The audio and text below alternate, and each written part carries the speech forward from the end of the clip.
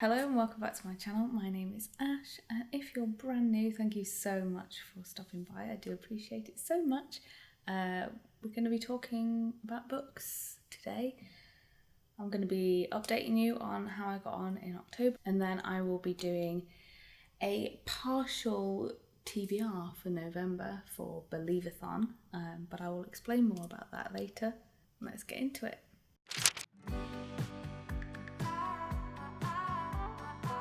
If you didn't see my October TBR, I will link it somewhere.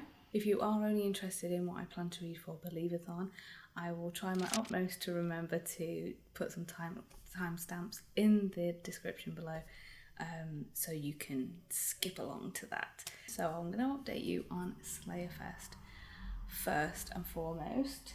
The last 2 weeks of October were dreadful, in all honesty, and I haven't put my vlog up yet as I'm filming this, but I pretty much didn't make any progress after that for the rest of October, and that was on the 18th. So as a result, I did not complete my TBR. I was a bit ambitious, I will say that, but I'm going to let you know how I did get on. As I'm filming this, these are the books that I have completed. So we've got Roald Dahl the Witches, the Point Horror Trick or Treat book, Jane Austen Northanger Abbey, Furthermore by Tahira Mafi, and Pumpkinheads by Rainbow Rowell and Faith Erin Hicks. So 5 fully completed. I am, as I'm filming this, I'm about 55 pages into this. I plan to have this video going up Wednesday the 4th, if possible. So I plan to have this finished. And I plan to read this either throughout the course of tonight if I finish the other one, or by the end of tomorrow. Because I was really excited about this. Unfortunately, I didn't get to any of the audiobooks, so I'm hoping to get at least one of those done tomorrow as well. So I'm hoping by the time this video goes up that my completed books, including one audiobook, will be at 8 books. Hopefully, fingers crossed. I also started this, but this is a buddy read with my sister, which was going to go into November anyway, and I'm about 42 pages into this, and unfortunately I didn't make any more progress on this book either. Unfortunately, I was really enjoying it as well, but this one was not part of Slayerfest, and I think I did mention in that TBR that this was kind of a book that was probably going to go into November. So the ones from Slayerfest I didn't get to at all were Nick Hornby, High Fidelity, Natsuo Carino, Out, Daka Stoker, Dracul, which I'm kind of upset about. The Buffy comic, unfortunately. Because Slayerfest you had to read them in order unless you were Oz. I kind of wish I'd have picked Oz. I think if I'd have picked Oz and I could have just chosen them in any order, it would have been easier for me to pick things during those last 2 weeks where we weren't having a particularly good time. I could maybe have been drawn to something different than what I was supposed to be reading if it was in order, if that makes sense. That is no comment on the readathon itself or its creator. I actually really liked that aspect of the challenge. It's just that given my time constraints and kind of general mood towards the end of October just meant that aspect ended up making it more difficult. I hope she does it again next year, because I'll be well up for it next year. The Witches, everything I kind of remembered that it was. I think I gave it 3 stars. Trick or Treat, the Point Horror one, again, nice, just teen horror. I didn't actually guess who the person was. I had an idea, but I didn't fully guess it, which I really enjoyed. And yeah, I think I gave it 3 stars. I think I mentioned in my vlog there was a bit where the main protagonist was dressed as a gypsy for Halloween, which slightly problematic. The book was written in like 2000, I think. Aside from that, the story was great. Furthermore, absolutely loved that book. I would definitely reread it, and I believe she has another book called Witchwood, I want to say that it's called. I'm really interested in reading that. I absolutely adored her writing. Sorry, I feel like I should pick them up. I've just got them in piles on the floor. Absolutely loved this. I kind of knew that I would. I think I gave it 4 stars, but it could go a bit higher than that. But because I've only just started back into reading again, I'm kind of wanting to be a bit tight on my star ratings in case I read something that's really amazing and then want to give it 5 stars, but then it doesn't feel as special because I've given other things 5 stars. So it'll probably go up to 4.5. Again, I absolutely adored it. It was magical, it was adventurous, it was really interesting, actually. This kind of world that they go to just had some really interesting concepts, and I really enjoyed it. I just don't know what else to say. Like, if you haven't read this, please read it. It's amazing. Northanger Abbey, you will see in the 24-hour readathon vlog. This was the first thing that I read when I woke up in the morning. I woke up at midnight to do midnight to midnight. And it was a struggle. I think it was more to do with the fact that I was sleep deprived. I did use an audiobook to accompany the reading of this because it's a classic. So it was very dense to try and get through at that time of the morning. Kind of the first part of the story is very traditional Jane Austen. It's society climbers and trying to find a man and all of that. And then the kind of second half is in the Abbey, where she thinks like things are going on because she's so obsessed with Gothic literature, and there's a few mentions of classic Gothic literature. I really enjoyed it. I would really like to reread this at a time when I'm not in a 24-hour readathon.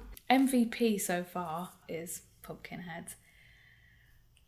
I don't even know what to tell you.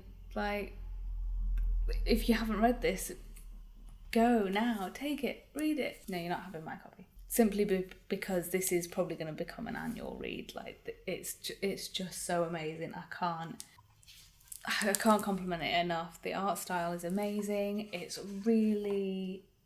paced really well. I read this in the 24-hour readathon as well, and it was such a nice thing to read after Northanger Abbey, because that was such a dense classic, and then this was just so heartwarming and just so cozy and autumnal. Like, everything about this book is amazing for the season, and it's just so fun, and they're just running around this pumpkin patch. It's their last time at the pumpkin patch because they're about to graduate, and this is kind of their job while they're at school, sort of thing. There's this girl that this character here that he works with, and he's never spoken to her. She works in a completely different part of the pumpkin patch, Josie and Deja, and Deja decides that they're just going to bunk off their jobs and go running around this pumpkin patch to get him to talk to this girl. And this girl keeps moving, she keeps being moved department basically, so they're just essentially chasing her around the pumpkin patch. So I highly recommend it. It's so good. This I could probably give 5 stars. So that's kind of quick-ish summary of how I got on it in October. I'm hoping to fit some of the books that I didn't get to into a readathon later in the month, which will be Gilmoreathon, which is hosted by Darling Desi, a couple of other creators that I'm less familiar with, but I will link Desi's announcement video down below. But that's just a week-long one. So I'm probably going to do a separate video once I've decided on a TBR for that, because there's both a prompt list and a bingo card, and I haven't decided which way I'm going to kind of go about that readathon just yet. I've got a little bit of time to decide. I also want to do 1,000 Doors Readathon, which I know you're thinking, but you failed on everything in October, so why do you want to try and do all that again? Gilmoreathon is only a week long. 1,000 Doorsthon, if you've not heard of it, I was so excited when I found out about this. I will link that announcement video down below. But a quick summary is there's no prompt list to just start with. Basically, you watch the videos of the 3 co-hosts, all of which give you a prompt. You choose which one you like best, and you read a book from that prompt. Once you've read the book, so not until you've read the book, you then go back to the video that gave you the prompt, and then on the end screen there are options based on whether you DNF'd it or what you rated it, what star rating you gave it, and then you click on that element that's relevant to your rating, and then you get given another prompt. So basically it's like a choose your own adventure. You can use your collection you already have. You don't have to buy any books for it. If you're already doing other readathons, you can incorporate the books you've already chosen for those into this kind of choose your own adventure, and I'm all for it. I loved choose your own adventure books when I was younger. I think I still have one from when I was a teenager somewhere, and what I will probably do for 1,000 Doors is do a separate vlog for that. It's now to that time in the video to do the Believathon TBR. I've got some notes. So, because I want to do the Gilmoreathon readathon as well, and with that read some adult books, I've kind of doubled up on some prompts. I'm not sure if this is technically allowed, but Becca and the Books did this. So I've got 8 books, of which some of them count for multiple prompts, because I thought this was the easiest way for me to do this. I didn't have much middle grade in my collection, so I did have to buy some. So what I'm going to do is, because I've doubled up on the prompts, I'm going to show you the books first, and then I'm going to go through the prompts and tell you which books are associated with which prompts. I've actually already started one of the books for November. I started it in September when I got back into reading, and then I put a pause on it, and that is The Hobbit. And I'm about 70 pages in. I have this very, very vintage copy of Alice's Adventures in Wonderland. These 3 are the ones that I already had in my collection, just so you know. And then we have The Curious Incident of the Dog in the Nighttime, which I read as part of my English Literature A-level, and I absolutely loved it, and as a result I wanted to reread it, and I thought this was the perfect opportunity to do that because it's a mystery. And the Believathon prompt list is kind of mystery based and about collecting clues. I didn't go too much into The Hobbit and Alice's Adventures in Wonderland because I think most people know what those are about. This is basically a murder mystery novel. The detective and the narrator is Christopher Boone. Christopher is 15 and has Asperger's syndrome. He knows a very great deal about maths and very little about human beings. He loves lists, patterns and the truth. He hates the colours yellow and brown and being touched. He has never gone further than the end of the road on his own. But when he finds a neighbour's dog murdered, he sets out on a terrifying journey which will turn his whole world upside down. And at the time, I know it was very acclaimed for its representation of someone with Asperger's syndrome. I'm really looking forward to rereading this. I also have an audiobook in this TBR because it is related to one of the prompts, and that is The Girl Who Drank the Moon. I'm so excited about this book. I know it's about a witch who takes in babies that I think are sacrificed to her in the forest, but it turns out that she's actually a good witch that saves these babies. But then one day she accidentally feeds one of them moonlight instead of starlight, I think it is. And as such, this child is then becomes incredibly powerful. So she decides to keep this child as her own. She names her Luna. That's all I really know about it. But I've heard that the audiobook in particular is amazing for this book, so I'm really, really excited to give that a listen. And now the 4 books that I actually bought for this readathon that I'm so excited about. So we have Inkheart, and just look at that cover. If anyone already knows what the prompts are for Believathon, you might know which prompt this one was for. I don't really know much about this. I know it's one of a 3-part series. I think it's the first one. Maggie loves stories, but her father Mo hasn't read aloud to her since her mother mysteriously disappeared. When a stranger knocks at the door, Mo is forced to reveal an extraordinary secret. As he reads aloud, words come alive and dangerous characters step out of the pages. Suddenly, Maggie is living the kind of adventure she has only read about in books, but this one will change her life forever.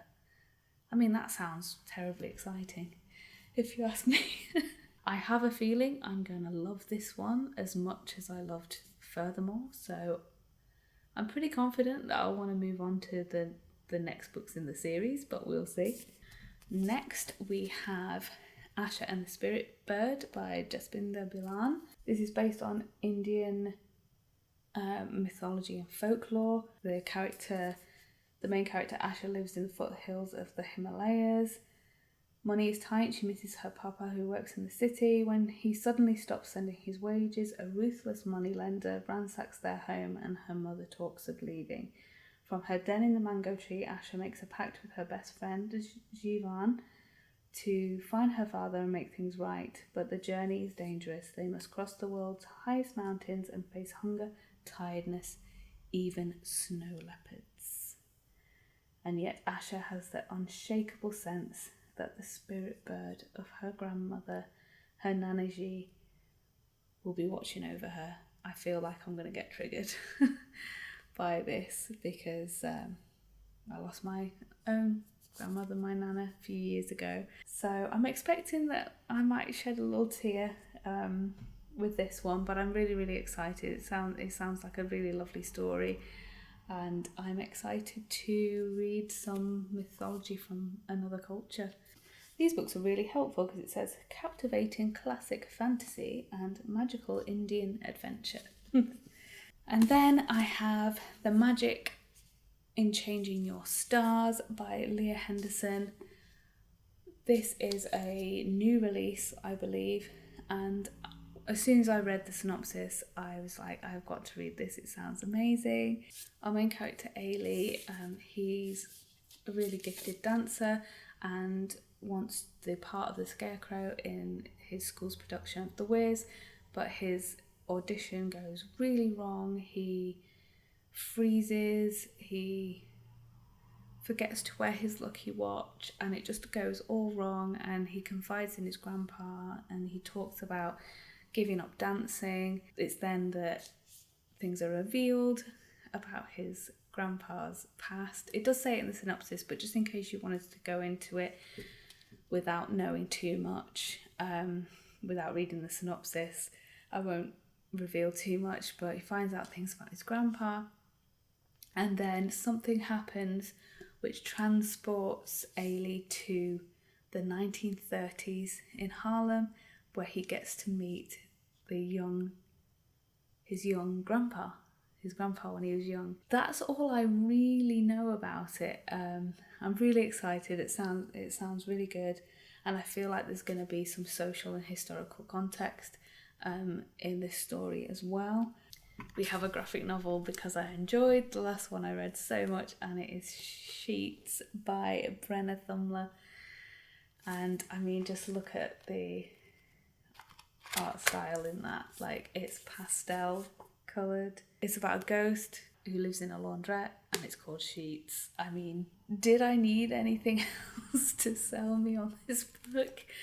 I don't know anything about it other than that. I don't need to know. I'm just excited to go into it knowing only that. So just a quick rundown of the prompts then. The first prompt is to find the key, and to find the key you have to read a mystery. which is a curious incident of the dog in the night time, because it is a murder mystery. Next clue is fingerprints, and to obtain the fingerprints you have to read a book from a different culture. Now I have two which perfectly fit with that prompt, because we have Indian culture and black culture in these two. To obtain the scream you have to listen to an audiobook, which I already mentioned is The Girl Who Drank the Moon, but I do also have an audiobook version of Alice's Adventure in Wonderland, which I may also listen to while I read that, to possibly protect my vintage copy. To obtain the torn page, you have to read something with a paranormal element, and for that I've got sheets, because there's a ghost in it, and also The Girl Who Drank the Moon has a witch in it, which is a supernatural element as well. To obtain the crown, you have to read a book set in an alternate world, and to be honest, there's probably a few here. I initially said Alice's Adventure in Wonderland, but also The Hobbit is set in Middle Earth. Also, The Magic in Changing Your Stars, he is transported to 1930s Harlem, which is technically an alternate world because you're going to an alternate timeline. And also I'm guessing that Inkheart is set in a alternate world to ours, given that there's a very interesting magic system with his books coming to life. So I think I've well and truly covered that prompt. To obtain the spilled ink, you have to read a book with ghosts. To obtain the dagger, you have to read a book set in a dangerous setting. And again, I've got quite a few here. Inkheart says that some dangerous characters end up being released because of the books coming to life. Alice's Adventures in Wonderland is a dangerous setting, and so is The Hobbit. To obtain the backpack, you have to read a new to me author: Brenna Thumner, Leah Henderson, Jasmine de Bilan, Cornelia Funk. I forget the author of the Girl Who Drank the Moon. I forgot the author. They're new to me as well. So lots on this TBR that are new to me. To obtain the footprints, you have to read a book with a prominent villain. So The Hobbit and Alice in Wonderland with the Queen of Hearts. The Hobbit obviously has the dragon. Inkheart, I think, may possibly reveal a prominent villain. It says some dangerous characters, plural, come out, but I'm guessing there probably may be a more prominent one in the group. So again, lots of options for that prompt. To obtain the hand mirror, you have to read something with a beautiful cover. Now, the one I actually chose for this was Inkheart, but like I said before, there's quite a few on this TBR which have beautiful covers. Even my vintage one is beautiful in its own way. The Curious Incidents, okay. This blue isn't really my colour, and also it's got a dead dog with a fork in it. To obtain the chain, you have to read a book with a colourful cast of friends or characters. Again, I've put The Hobbit, Alice, sheets. When I had a quick flick through, it does look like there's quite a number of characters in there. And Inkheart, there's the main protagonist, her father. It says dangerous characters, but I'm not sure yet whether there's going to be anyone else, but I feel like this could turn out to be a cast of characters book. To obtain the flash of lightning, you have to read a book based on folk tales, which is Asher and the Spirit Bird, because it's based in Indian mythology and folk tales. And to obtain the shadow, you have to read a book released in 2020, which is The Magic in Changing Your Stars. So if you imagine The Girl Who Drank the Moon is here as well. This is my TBR for Believathon. So just a quick rundown. The Girl Who Drank the Moon is the audiobook. Alice's Adventures in Wonderland, Inkheart, Asher and the Spirit Bird, The Curious Incident of the Dog in the Night Time, The Magic in Changing Your Stars, Sheets, and The Hobbit. So I'm really excited to get going with this. I hope you enjoyed this video. Please let me know if you are doing Believathon or any of the other readathons that I have mentioned in this video. All the readathons, Believathon, Gilmoreathon and 1000 Doors Readathon or 1000 Doors-a-thon. All the announcement videos will be linked down below because it's never too late to join in any of these. Look out for my Gilmoreathon TBR video and a possible vlog, and also my 1000 Doors-a-thon vlog. I hope you enjoyed the video. If you did, please give it a thumbs up, and any middle grade recommendations in the comments as well, because it is a sort of section of literature that I'm really interested in reading more of. I don't think I can be a YouTuber anymore unless I do the thing at the end where it says if you got to the end of the video, put an emoji. Let's put the stack of books, I'll try and put it on here. Let's have the stack of books emoji in the comments if you made it to the end of the video. And if you fancy subscribing and hanging out every now and again, feel free to do that. No pressure at all, but there is a subscribe button down below somewhere. So with all that being said, thank you for watching, and I shall see you in another video very soon. So bye bye.